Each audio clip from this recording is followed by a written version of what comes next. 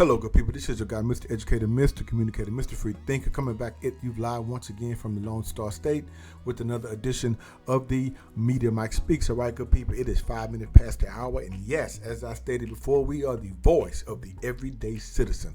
All right, good people, this story comes to you from one of my subscribers who saw this past weekend and told me, hey, you may want to do a story on this. Now, I don't know how familiar you are with Texas for some of y'all out there, or the great Paul Quinn College. But just in case you did or did not know, they are thinking about, no, it's not like relocating, but I thought it was. I thought they're relocating to California, but no, they are thinking about making a move, a different move. You know, getting split into, I would say this, a satellite campus. They are considering becoming the first historically black college and university in California. Yeah, because on the West Coast they have no predominantly black institutions, just like on the East Coast, New York. Trust me, I lived in New York, and no, there are no historically black colleges in New York. There are no historically black colleges in California. East and West, no. So anyway, Paul Quinn is looking at becoming the first. So let's get to the story here. Paul Quinn College wants to be the first historical black college in California. President Michael Surrell, who made the announcement as Paul Quinn celebrated its 150th year anniversary, said on Friday that the school is launching a committee that will explore the idea of expanding the college into the West Coast. California only has one such graduate school in Los Angeles, the Charles R. Drew University of Medicine and Science. Now, the dream was always to create a network of urban work colleges. According to Surrell, that's what we're going to do. We will become a system that's absolutely where we're headed, unquote. Now, I have to give him credit. Paul Quinn is a small college, and you know what? I'll say that.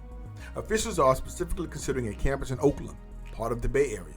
The school will begin a feasibility study this summer, but officials have not yet finalized the members of the committee. Lauren Taylor, a city councilman in Oakland who is running for mayor, got to know the college while it was recruiting students in the area.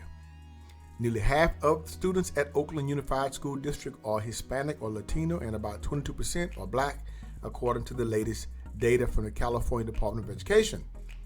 And about 40% are from families struggling financially. Before the pandemic, about 58% of the district students enrolled in college, compared to nearly 66% of students across California, according to data from the 2017-2018 school year.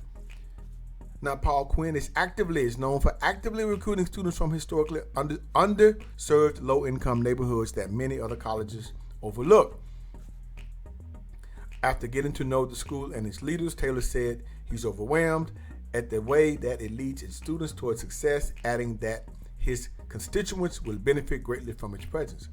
I think it would too.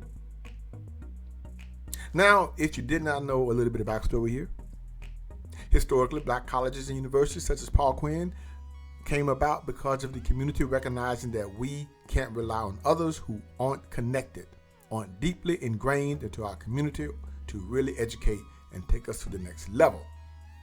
A group of African Methodist Episcopal Church preachers founded Paul Quinn, then called Connectual High School and Institute. Now, I didn't know that. In 1872, in a church basement in Austin.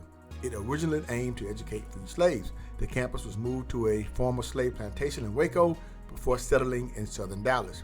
I think it was Bishop College in Waco before coming to Dallas, if my history serves me correctly. Now, the school was, Paul Quinn, on the brink of closure about 15 years ago. In efforts to stabilize its finances, leaders worked on creating partnerships with other colleges and companies to provide revenue and support that allows it to rely so heavily on tuition to function. Now, in 2008, the school had about 441 students and one of the country's lowest graduation rates, which was lower than 1%. It has since designed programs such as a series of summer classes, incoming freshmen, and free mental health clinics to support students, many of whom are the first to attend college in their families. Now, I can tell you, good people, I know probably why they're expanding. I may do a live stream on that. So anyway, probably check out Media Mike Radio And we're probably going to talk about that a little bit more in depth when we get into African Americans, predominantly African American towns, cities, and institutions such as the great Paul Quinn. So anyway, the school has prioritized providing its students with career and internship opportunities that help them gain experience and pay for college. Now, in 2017, good people, Paul Quinn was federally recognized as one of the country's 9 work colleges, a designation for institutions that engage students in the integration of work, learning, and service. I think it's a good deal.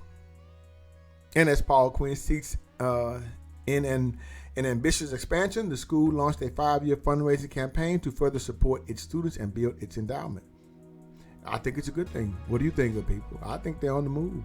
If they pull this off, it will be historical, as they're trying to do. I think it will be. So it's lifting the students. It's moving. It's the right direction. But once again, I can tell you why. But I'll do a live stream on that. So check us out on Monday evening, 7 to 8:30 Central Time on Media Mic Radio. We'll be talking about this going forward. So just in case you did not know, also, Dr. Sorrell is the longest serving president in Paul Quinn's history. Yes, he is. And he is making moves. So until next time, this is your guy, Mr. Educator, Mr. Communicator, Mr. Free Thinker. Subscribe, share, and like to keep me rocking on the mic. Have a good night. Understand you soon, it won't be long. Keep on, keep running.